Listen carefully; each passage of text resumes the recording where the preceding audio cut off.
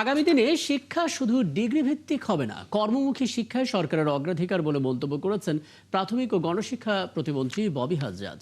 সকালে রাজধানীর তেজগাঁও কলেজে স্নাতক প্রথম বর্ষের নবীন বরণ অনুষ্ঠানে তিনি এসব কথা বলেন।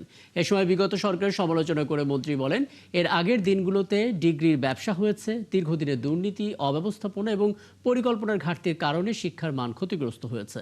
বর্তমান শিক্ষা ব্যবস্থার বিভিন্ন চ্যালেঞ্জ তুলে ধরেন মন্ত্রী। বলেন, শুধুমাত্র পরীক্ষায় উত্তীর্ণ হওয়া নয়, শিক্ষার্থীদের দক্ষতা অর্জন এবং আন্তর্জাতিক মানের শিক্ষা নিশ্চিত করাই সরকারের অন্যতম লক্ষ্য।